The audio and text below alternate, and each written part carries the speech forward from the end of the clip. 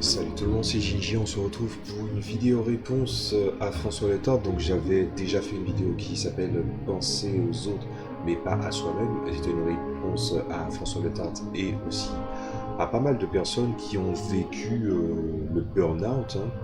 Le burn-out qui a été créé surtout par le fait de jouer un mauvais jeu. Donc est-ce qu'on peut parler d'un simple burn-out? Je ne pense pas. Quoi qu'il en soit, on va parler un petit peu de D&D. Parce que j'ai vu pas mal de réponses dans les vidéos de François Letard justement à ça. C'est-à-dire que les gens parlaient de Donjons et Dragons, ils parlaient de Pathfinder, ils parlaient des jeux système générique des 20 et tout. Et en fait, il y a un petit truc que François Letard n'avait pas mis le doigt dessus, et aussi pas mal de personnes qui, au fur et à mesure des réflexions, je me suis dit, mais je pense qu'ils ne comprennent pas pourquoi des fois on parle souvent de trucs comme D&D ou de choses des œuvres de fantasy plutôt que de parler de jeux qu'on connaît. Pourquoi se risquer à parler de versions de jeux qu'on ne connaît même pas? Alors je vais te donner la réponse et ça sera partie de pas mal d'éléments. Donc moi ce que je vais vous dire c'est ceci. Ce que projette D&D est au-dessus de sa simple proposition. Qu'est-ce que ça veut dire avec des mots simples? Ce que ça veut dire, c'est que ça ne veut pas dire que D&D est surcoté. Ça ne veut pas dire que D&D est sous-coté non plus. En fait, ces paramètres binaires du surcoté, sous-coté ne s'appliquent même pas à D&D. D&D, vous avez sans doute vu le nom de la vidéo qui est assez puissante, hein, l'hydrasile spectrale du JDR. Voilà, c'est un terme qui est assez gros, mais qui est totalement légitime, et pas putaclic surtout, parce que c'est la vérité. Quelle est la proposition de base de D&D, peu importe sa version? Des gens diront que oui, c'est visiter des donjons, même si bon, je pense que c'est pas tout le monde qui aime faire du donjon non plus. Mais dans l'ensemble, c'est de vivre des aventures fantastiques. Donc jusque-là, il n'y a pas de problème. Et cette proposition, elle est mise en place par finalement ce que j'appelle le système de jeu, l'ADN du jeu. Comment, dans cette intention de base, on arrive à un résultat qui est en accord avec les auteurs. Jusque-là encore, il n'y a pas de problème. Mais D&D est ancien, D&D est le jeu le plus joué, D&D fait partie d'un genre, peut-être même il a été à l'origine du fait que le genre a été beaucoup popularisé. D&D a un énorme passif derrière lui. Donc là, je ne surprends personne. Mais il y a aussi le phénomène qui se passe quand un truc est plus gros que sa proposition de base. Quand le truc, il a explosé. On n'est même plus sur le point de faire le buzz. C'est une œuvre culte. Et qui dit culte dit qu'il y a des fanatiques, il y a des fans, il y a des profanes, et évidemment, il y a des gens qui sont contre. On aura le temps d'en parler. Et ce qui se passe, c'est que forcément, il y a plein de moyens de voir que D&D est quelque chose qui a finalement pas pris pas mal de place dans l'imaginaire collectif, mais dans l'image populaire, mais aussi l'image de représentation quand on parle de jeux de rôle.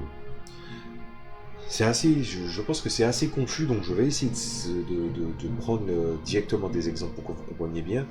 Par exemple, si vous devez parler de jeux de rôle, et que l'essentiel des choses que vous devez présenter dans le jeu de rôle, vous prenez un exemple. Quel est l'exemple que vous allez choisir? Quel genre dans l'exemple vous allez choisir? Comme le fantastique est plus représenté, forcément c'est le fantastique. Et quelle est l'œuvre fantastique la plus connue et qui parlera à plus de monde? C'est sans doute D&D. Des gens disent oui mais il y a Pathfinder, oui mais il y a RuneQuest. C'est pas la même portée surtout que certains sont des enfants ou des héritiers de D&D. Donc du coup, ça finit par parler aux gens. Bizarrement, en fait, on fait partie du problème. C'est-à-dire que, en même temps, on veut donner des exemples, on veut montrer du jeu de rôle, mais il faut donner des exemples parlants. Et quel est le meilleur moyen de donner des exemples parlants que de parler dans certains contextes de jeux de rôle qui sont déjà connus. C'est pour ça que, par exemple, vous avez François Letendre qui vous parle de D5, alors qu'en fait, comme il a dit, probablement il va pas s'y essayer. Moi, je ne veux pas lui dire, puisque je ne vais pas lui dire d'essayer ou pas. Moi-même, je ne sais même pas si je vais le tester. Il y a des jeux de rôle, je les ai achetés, je ne sais même pas quand je pourrais les jouer. Voilà, il y a des fois quand ta chaussure à ton pied, je crois que c'est lui qui disait ça en plus, quand ta chaussure à ton pied et que tu vois que bah, tu es très à l'aise dedans, bah, t'as pas raison de vouloir en changer, tu vas en changer une fois de temps en temps. Voilà, c'est ton bateau. Je suis même pas sûr que ce soit lui qui dit ça, je pense que c'est des personnes en commentaire. Mais en gros, la personne disait, oui, mais bon, tu as un bateau, tu sais comment il fonctionne, tu sais comment il tourne, et ça va. Mais pour donner des exemples, s'il vous parle de 220, vous parlera, c'est ce qu'il fait, il parlera de 220 à part. Et 220 est un enfant de D&D, parce que c'est pour ça aussi, c'est pas seulement l'arbre de vie spectral du JDR, c'est aussi le Mitsumasa Kido, pour ceux qui connaissent Senseiya, du JDR. C'est le personnage qui a 100 gosses, et puis il l'envoie aller partir en quête d'une certaine popularité, d'une certaine proposition. D'ailleurs, il fait partie d'une des zones grises. Les enfants de D&D ou D&D font partie des zones grises de choses que j'avais déjà expliquées. C'est-à-dire que j'expliquais que un truc qui m'énerve le plus, c'est quand des gens veulent te présenter soi-disant des nouveaux univers, mais le système est générique au possible, des fois pas emprunté à D&D, puisque D&D est justement la zone grise, et puis il te dit oui mais j'ai vu ça dans tel jeu, ben je le greffe, et puis je te vends un jeu à 45 euros, alors qu'en fait on t'a juste proposé un univers et que le système n'est pas novateur puisqu'on te l'a greffé à partir d'un autre truc. Ben, étant donné que il y a D&D qui distribuent sa licence, avec l'Open Game Licence, ben, on tombe dans la zone grise, c'est-à-dire qu'il y a vraiment des enfants assumés, et finalement, quand j'ai vu les enfants assumés, puisque j'en ai 3, j'ai Pathfinder 1, j'ai Mutant and Masterminds version 3, et j'ai... Comment ça s'appelle, merde, True 20, d'ailleurs les deux que j'ai cités, j'ai toute la gamme, et pour Pathfinder version 1, j'ai pas mal de livres, mais le wiki, Robert Serpaiso d'autoriser ça, permet le wiki de Pathfinder version 1 à tous les éléments de la gamme, mais je n'empêcherai pas de dire, les gens, si vraiment vous aimez Pathfinder, surtout version 1, il est toujours distribué, il n'y a pas de problème. N'hésitez pas à acheter Pathfinder 1 s'il vous plaît. Pour remercier les auteurs en fait.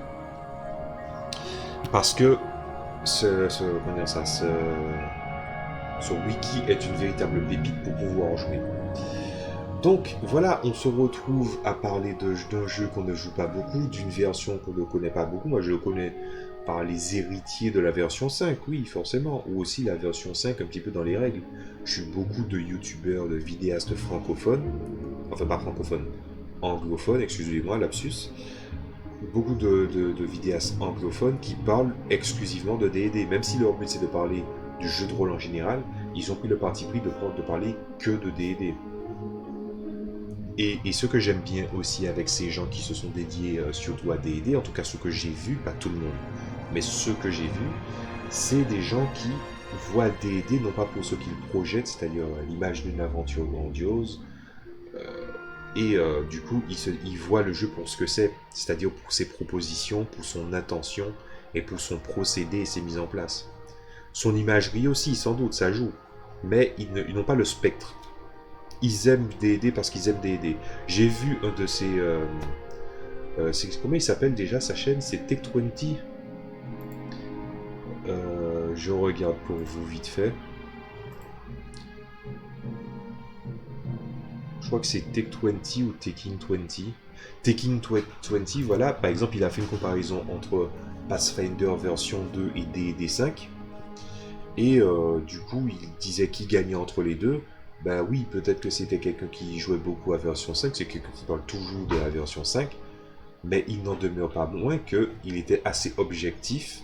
Il a vu des règles qui en matière aussi d'intention et aussi d'efficacité réelle, parce que qui dit mécanique dit qu'il y a des choses qui peuvent plaire ou qui peuvent pas plaire, donc il y a un domaine subjectif, mais il y a aussi une facilité d'application là où on parle d'ergonomie d'apprentissage en tant que maître de jeu, il a considéré que Pathfinder 2 était meilleur que Donjons et Dragons version 5.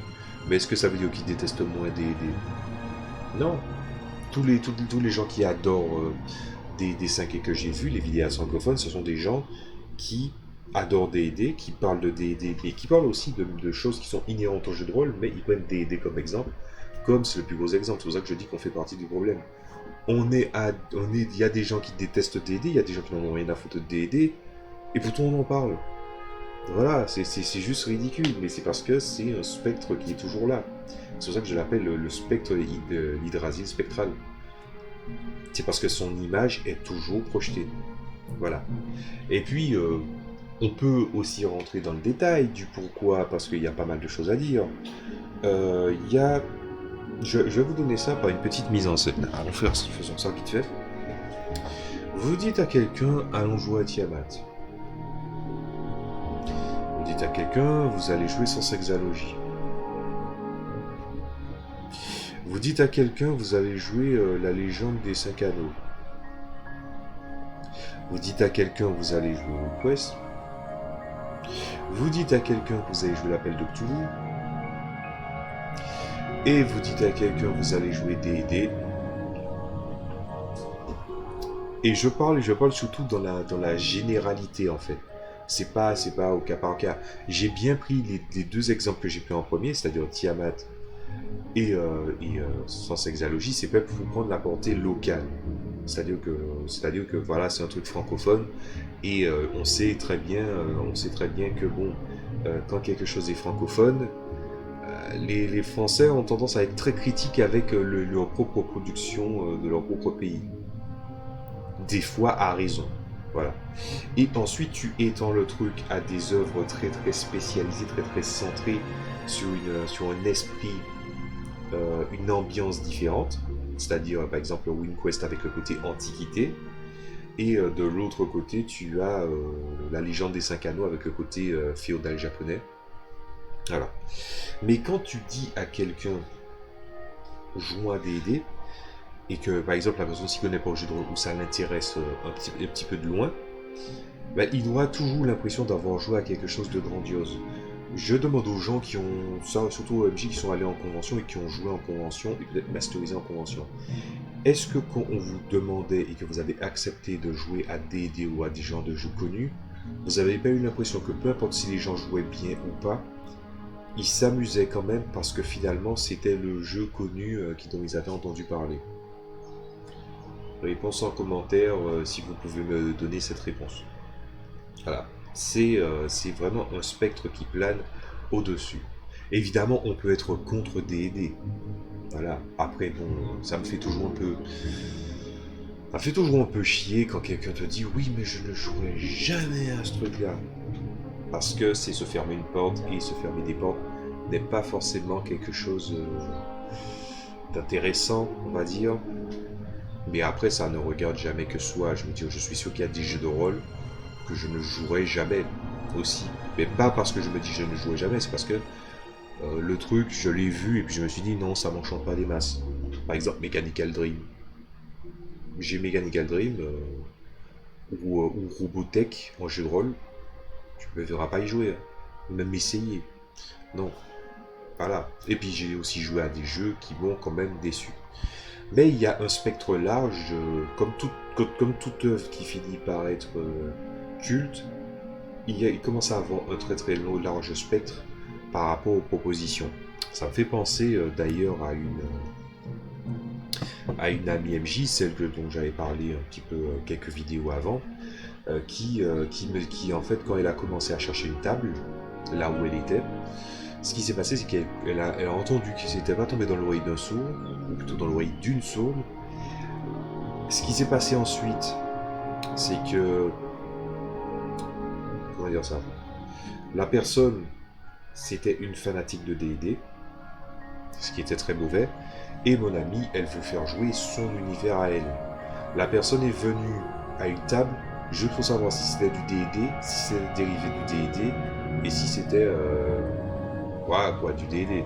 Bon, c'est clair qu'on l'a un petit peu éjecté de l'exercice d'être à une table. Mais je suis tout à fait d'accord avec cette réaction. Je veux dire, quand quelqu'un est fanatique et puis en plus elle essaie de se greffer à des choses et puis qu'elle est toujours dans son spectre de ce qu'elle aime, c'est pour ça que je déteste toujours les gens qui ne vivent uniquement que par le prisme de leur centre d'intérêt, qui ne voient pas plus loin que ça, ou qui ne voient pas plus loin que ce qui les intéresse eux, et pas ce qui intéresse autrui. La curiosité ne vient que sous le prétexte de est-ce que c'est différent de ce qu'ils aiment ou pas. Ce genre d'étroitesse d'esprit, j'y ai un peu eu droit, mais sous une autre forme. Je le souhaite à personne.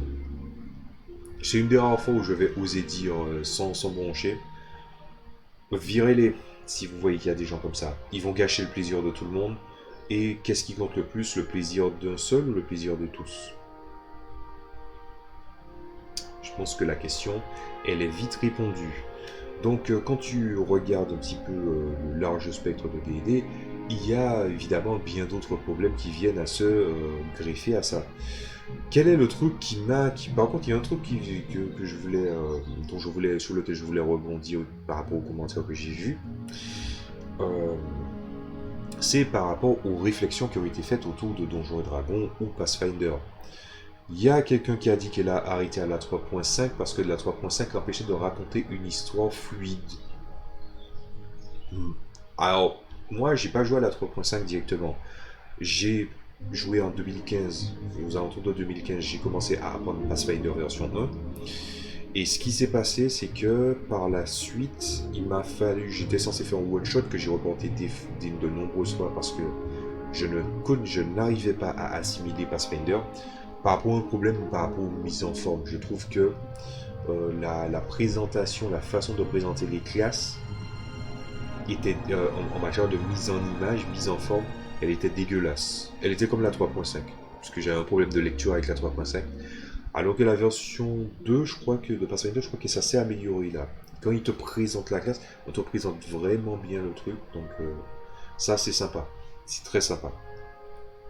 Ah ben, ce qui s'est passé, c'est que de 2005 à fin 2018, j'ai appris Pathfinder version 1. Et Pathfinder version 1, c'est la 3.5.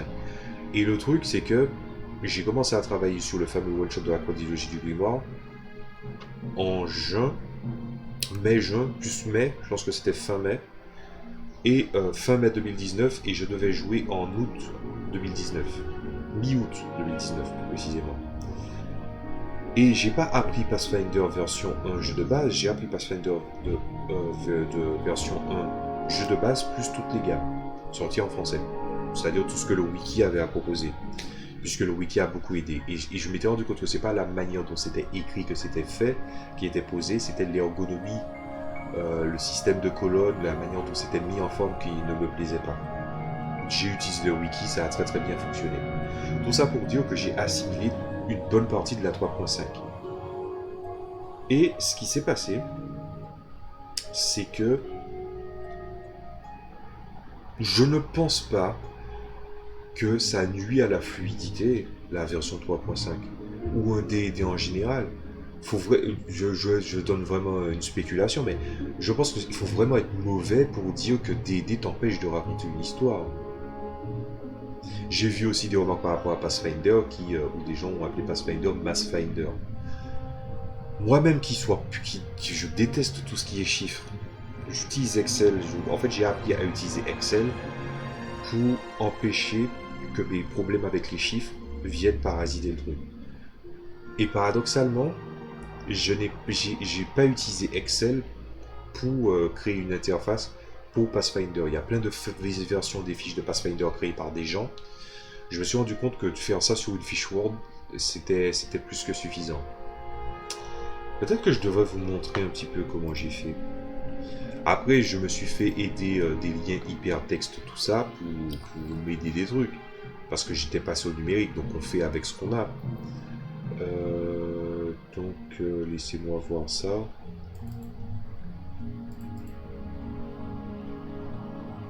Voilà.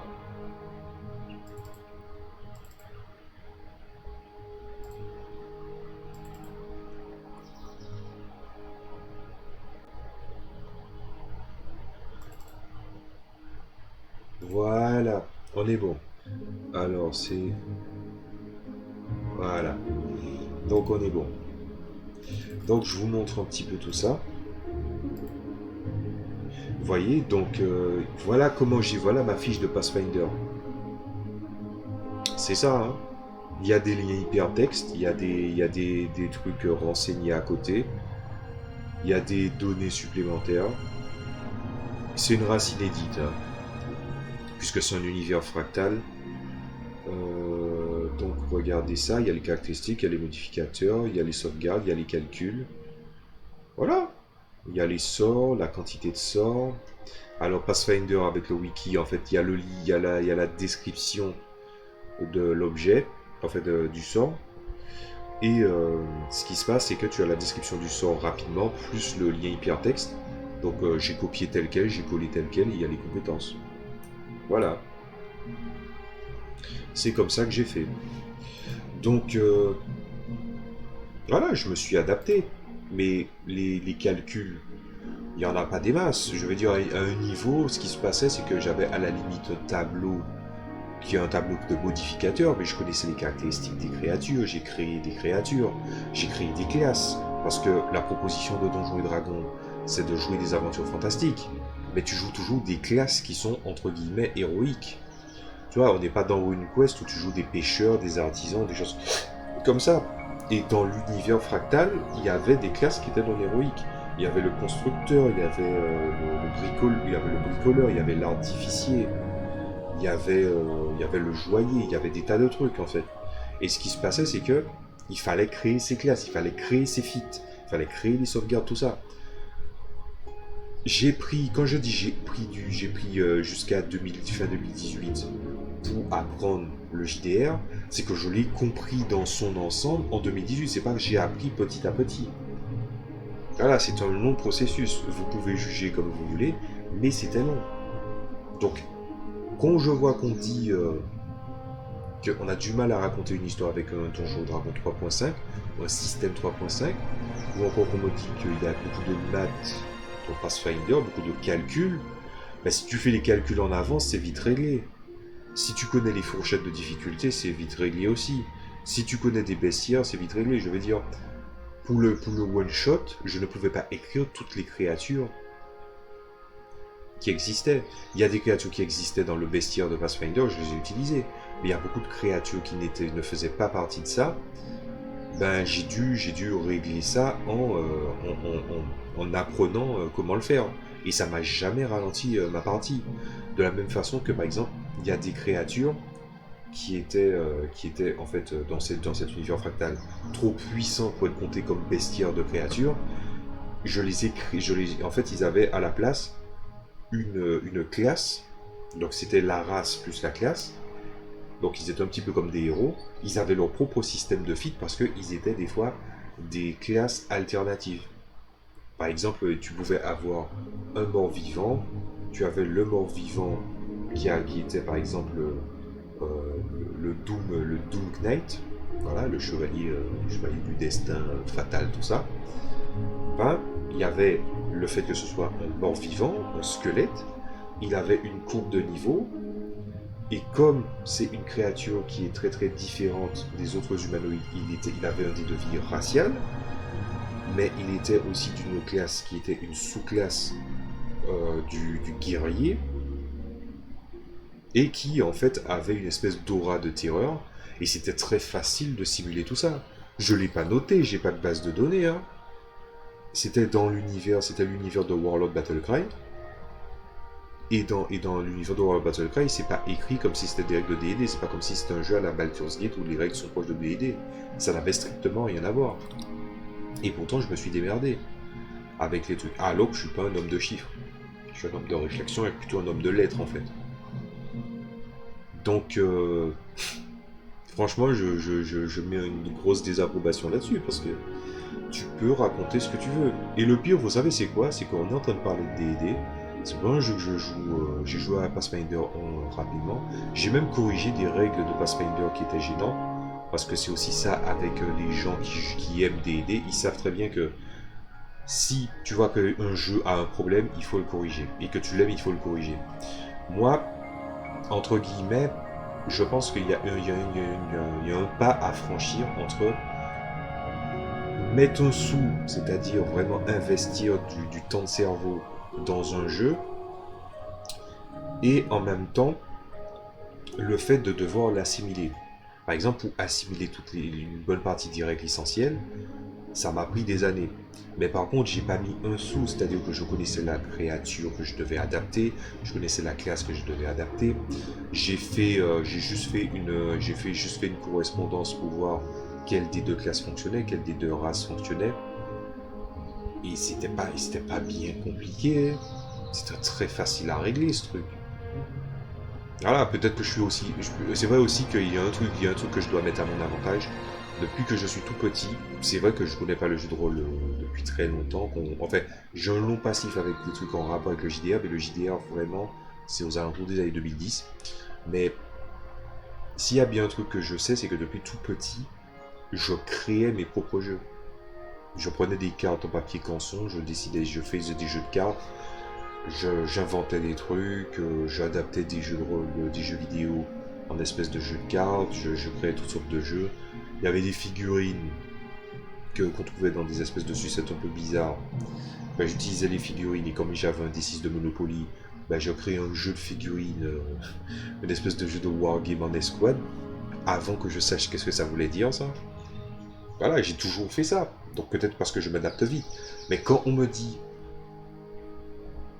tu ne peux pas raconter une histoire fluide où les combats sont trop longs, pour les combats sont trop longs, je mets le bénéfice du doute parce que mes combats, j'ai déjà fait des combats avec des nombres de créatures très élevés, autant du côté des alliés que du côté des adversaires.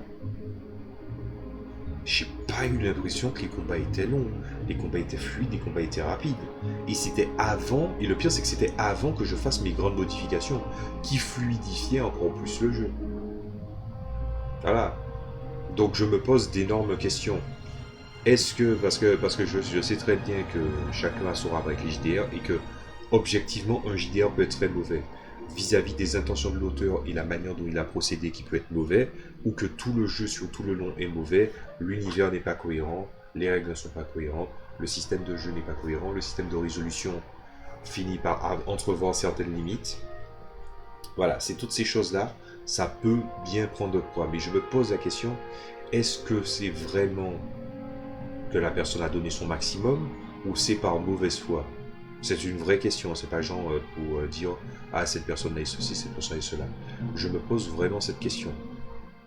De mon côté, je ne me rappelle pas que j'ai eu des problèmes de fluidité, j'ai pu raconter ce que je voulais. Et le pire, c'est que dans le contexte que je vous donne là, j'étais censé faire une quadrilogie de JDR que j'ai mis en pause. Où en fait, l'histoire est simple, c'est que les joueurs sont les personnages réels. En fait, ont lu un grimoire, il y en a un qui a lu un grimoire, et en fait, il y avait une incantation dessus. Et comme il ne faut jamais faire ça dans n'importe quel truc d'horreur, la personne a ouvert le livre et elle a dit l'incantation au voix, ça les a amenés dans un autre monde. Et comme il y a 4 joueurs, à chaque monde, il y a il y a un univers connu différent, souvent du milieu du jeu vidéo, et on jouait des personnages de ce milieu-là en JDR avec un système adapté. Je créais des systèmes.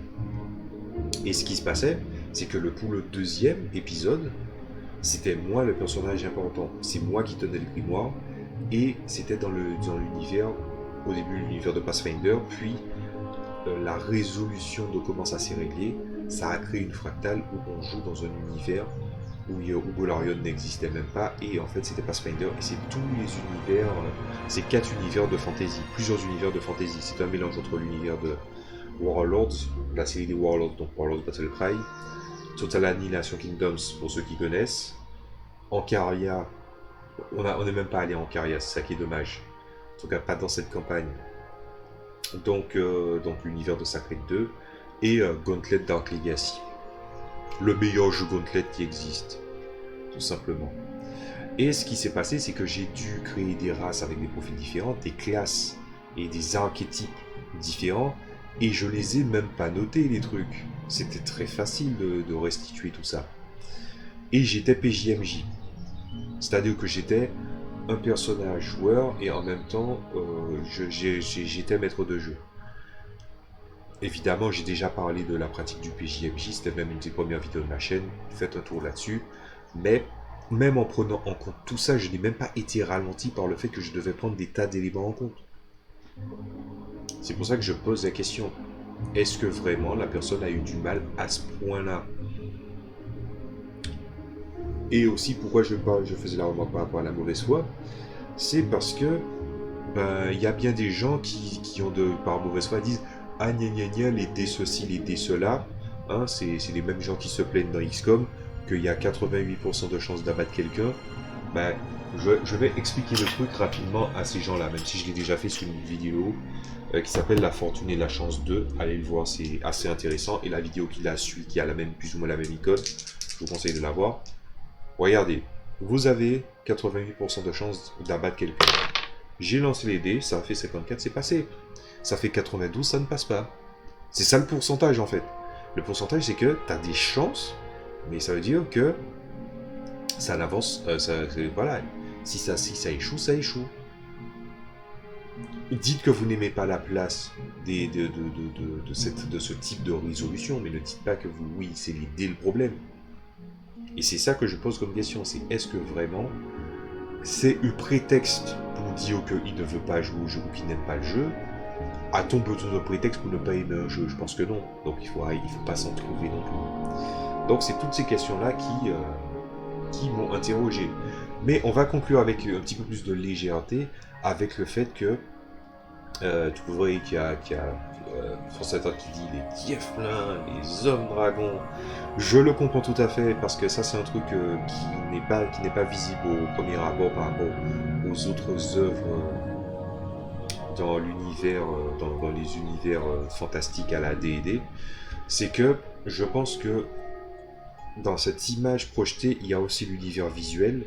Et déjà, avant de proposer des hommes dragons à des gens, ben pourquoi ils ne prendraient pas des hommes dragons? Regarde comment les gens sont chiants. Ah oui, mais dans Skyrim, on me dit, oui, mais les dragons, ils n'ont pas de pattes antérieures, donc c'est en fait des wyverns, c'est pas des dragons. Mais connard, la définition d'un dragon, je suis obligé de dire connard, mais connard, la définition d'un dragon, elle est tellement universelle, en fait pas universelle, mais elle est tellement mondiale parce que chacun a sa vision du dragon, que la classification, c'est les gens qui l'ont fait dans leur tête. Voilà. Et je dirais que c'est en aucun cas les gens qui ont fait un bestiaire dans les dés qui a nourri l'imagination des gens qui sont fautifs. Mais les gens ont décidé de les regrouper pour dire ça c'est une wyvern, parce que c'est comme ça qu'on l'appelle dans la région, ça c'est un lineworm, ça c'est un dragon oriental, ça c'est un dragon occidental. Oui, mais un dragon, c'est plus ou moins un dragon. Ce qu'un dragon fait en bien ou en mal, ou c'est quoi son implication, c'est très changeant. Je vois qu'il n'y a rien de plus, il y a rien de plus facilement malléable dans l'imaginaire qu'un dragon. Donc voilà. Et tu dis à des gens, tu joues un homme dragon, mais pourquoi ils ne joueraient pas un homme dragon? Et tu dis un dragon dans la tête des gens, ça doit être stylé, hein. Ça doit pas être un truc de merde, hein. Voilà. Donc tu dis à des gens, tu joues un homme dragon, mais ils vont jouer un homme dragon. Voilà, c'est tout. D'ailleurs, je vois une petite anecdote à faire par rapport à ça, mais la vidéo se fait un peu longue. Donc ce que je vais faire, c'est que je vais passer à autre chose. Une fois, j'ai fait une remarque à mes joueurs, j'ai dit, imaginez que il y a quelqu'un, il fait un Dark Sombre, c'était par rapport à un nouveau joueur. Je lui ai dit, imagine que la personne, elle me fait un Dark Sombre avec, oui, il joue une race Dark avec une panthère noire et 2 katanas. Et c'est un rôdeur. Et vous savez que j'ai vu cette image-là avec un draw dans l'univers de D&D. Voilà. Moi, je pense qu'ils mettent en image des choses qui fonctionnent. Et tu dis à des gens des hommes dragons, bah oui, ils vont sauter sur les hommes dragons, c'est évident. Donc voilà, mais le truc que je trouve que Pathfinder fait bien en matière d'imagerie et que Donjons et Dragons ne fait pas bien, et c'est ça qui crée ce déséquilibre, et c'est ce qui fait que telle race des gens préfèrent le pic plutôt que d'autres, c'est par rapport à la représentation de ces dites races en images. Dans Pathfinder, oui, tu as des représentations de chaque race différente, voilà, qui est très très bien illustrée, mais comment ils ont fait que la représentation elle se retrouve équilibrée, c'est qu'en fait ils ont créé un groupe d'aventuriers fictifs bien précis, c'est-à-dire que c'est toujours les mêmes quand il faut illustrer un groupe d'aventuriers, qui fait que ça équilibre le truc. Alors que dans Donjons et Dragons, tu as la présentation des races. Évidemment, il y a les humains, mais bon, les humains, c'est pas assez exotique pour les gens parce que l'exotisme a un énorme poids dans l'imaginaire des gens. Ouais, voilà. Donc ça, c'est un vaste sujet que je ne me vois pas traiter ça tout de suite, vraiment dans longtemps. Et du coup, ce qui se passe, c'est que bon, tu vois que certaines races, on va dire, stylées, sont plus représentées, donc les gens vont les prendre. Je comprends très bien où François Le Temps veut en venir. Est-ce que j'ai le temps pour l'anecdote rapidement? 36 minutes. Je vais essayer de la boucler rapidement. C'est parce que je me rappelle que dans mon premier univers, qui n'a rien à... c'est pas un système D&D, c'est que dans mon premier univers, il y a des dragons. Mais les dragons, c'est une race qui est rare, c'est une race qui... Et les dragons ont des pouvoirs différents en fonction des... Il y a plusieurs races de dragons, il y a plusieurs sources de pouvoirs différents pour les dragons. Et les dragons sont des créatures sentientes, en plus des créatures humanoïdes, et qui sont jouables en fait. Et ce qui se passe, c'est que il y a un de mes joueurs qui m'a fait la remarque un jour du oui, mais pourquoi tu mets des jets pour pouvoir jouer telle ou telle race? Ben parce que si une race est puissante, faut le montrer. Si une race est importante dans l'univers, faut le montrer. Si ça veut dire qu'ils ont un impact sur l'univers qui est très très vaste et qu'il faut faire attention, il faut le renseigner. Et c'est un truc qui est très très important, c'est-à-dire que dans D&D, les races ajoutent plus des modificateurs et quelques traits plutôt légers. Mais bon, les dragons, il faut rappeler que même s'ils sont pas aussi puissants que les dragons dans le jeu, ils sont le souffle de dragon, qui lui-même est déjà très puissant. Donc il part avec un très très bon point de départ. Mais les races ont un impact plutôt mineur dans ce qu'est un personnage. Alors que dans mon univers, il n'y a pas de classe. Il y a surtout la race. Et ce qui se passe, c'est que si une race a un impact, et certains jeux de rôle ne font pas ça, et je dirais que c'est un gros bémol, quand une race est importante, tu dois renseigner le fait qu'elle est importante, et tu dois mettre des mécaniques mises en place pour montrer qu'elles sont puissantes, ou qu'elles sont importantes, ou qu'elles sont peu nombreuses. Et moi, ma façon à moi de faire ça, c'était de permettre que certains joueurs, ils devaient lancer un jet pour savoir s'ils pouvaient jouer cette race-là ou pas. Parce que si admettons, tu dis aux gens dans ton jeu, il y a des tas et des tas de races, tu dis aux gens, vas-y, je joue un métis entre deux races puissantes. Ou bien tu peux jouer telle race puissante, sans aucune contrainte. Et que la race a un poids énorme sur le reste du jeu. Puisque finalement, tu fais ce que tu fais de ton personnage, mais il y a forcément des races, au niveau de l'équilibre, il y a des races qui sont plus puissantes que d'autres. Sauf dans D&D où ils ont essayé de faire en sorte que, mécaniquement parlant, l'écart ne soit pas trop gros. Donc D&D a fait un truc bien.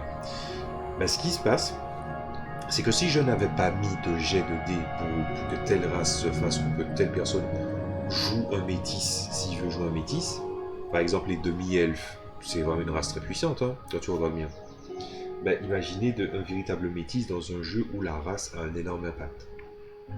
Mais ça serait juste monstrueux. Donc il y a des mécaniques que j'ai mis pour bien dire que le métissage c'est pas une chose anormale ou une chose peu commune.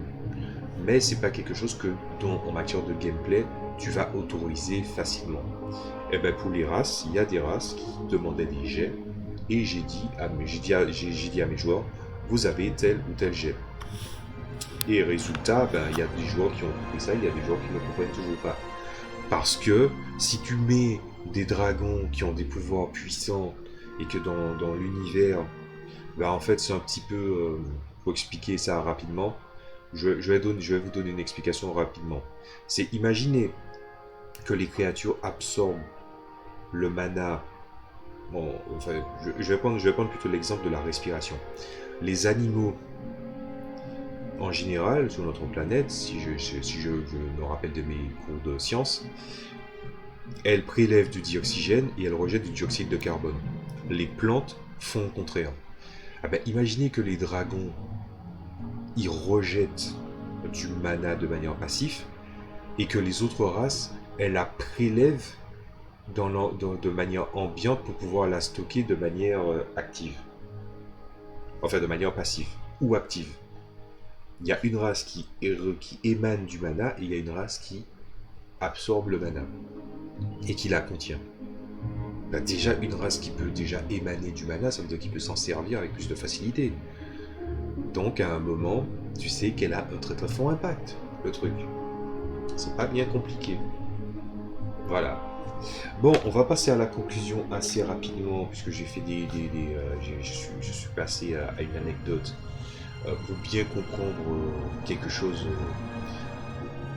de précis, hein, pour bien faire comprendre quelque chose de précis, c'est que D&D, on peut en penser ce qu'on veut. Personnellement, je vais vous donner mon opinion en tant que consommateur. J'ai les héritiers de D&D et j'ai D&D 3.5. D&D 3.5, le livre, je n'aime pas le livre. Fond marron, mou en noir, non merci, très peu pour moi. Pathfinder version 1, à la fin, j'ai dit au jeu, je t'ai compris. J'ai même pu le corriger, j'ai pu créer des races, j'ai pu créer des classes, j'ai pu créer du bestiaire, j'ai pu faire ce que je voulais avec. Je vais pas me prendre comme valeur et talent de base, puisque je sais pas où je devrais me situer en fait. Mais une chose est sûre, c'est que Donjons et Dragons ne laisse pas indifférent. Ça fait 42 minutes que je parle d'un jeu que je ne joue pas des masses. Est-ce que j'aime Donjons et Dragons? Est-ce que j'aime Pathfinder version 1 si je l'ai aimé? Donc est-ce que j'aime le système des vins? Pas spécialement. Hein. En fait, je suis neutre. Je suis neutre avec une tendance positive parce que quand j'ai eu tout Pathfinder version 1 dans les mains, quand j'ai compris le jeu, j'ai compris que je pouvais raconter des choses et à l'instant T, ce que je voulais raconter était faisable. Mais je suis neutre. Et de l'autre côté, il y a des gens qui aiment, il y a des gens qui n'aiment pas. C'est tout à fait normal. Mais le véritable problème avec D&D, et on fait partie du problème, et malheureusement, ça va être difficile de sortir de ce problème-là, c'est que à force de parler de D&D, on lui donne plus de pouvoir et plus d'impact dans l'imaginaire des gens. Est-ce que ma conclusion serait de dire arrêtons de parler de D&D? Je dirais non. Je vous dirais plutôt regardez toujours un jeu pour ce qu'il est. Tout en ayant votre appréciation prise en compte. C'est-à-dire, vous n'aimez pas D&D, regardez le jeu pour ce qu'il est, et que vous jugiez ou pas, c'est pas grave. En fait. Mais ne vous privez pas de certains jeux en vous disant que vous y jouez jamais parce que ceci, parce que cela. C'est bien dommage que de se fermer des portes, alors qu'en fait, on peut apprendre de certains JDR. Par exemple, Donjons et Dragons ne m'a inspiré en aucun cas sur mon JDR. Voilà, parce que j'ai connu D&D très en retard. Voilà. Donc voilà, ma conclusion c'est D&D continuera de vivre, mais apprécier le jeu pour apprécier, je veux dire regarder le jeu pour ce qu'il est et pas autre chose. Si vous aimez, vous aimez, si vous aimez pas, vous aimez pas. Mais par contre, j'attends quand même dans les commentaires que vous me disiez quel est le véritable problème avec D&D si vous voulez en parler. Parce que moi, je voudrais bien voir c'est quoi vos problèmes de calcul avec D&D. Bref. Oh mon dieu, je me suis perdu sur la longueur. Je vous dis à la prochaine fois pour d'autres vidéos. Salut à tous.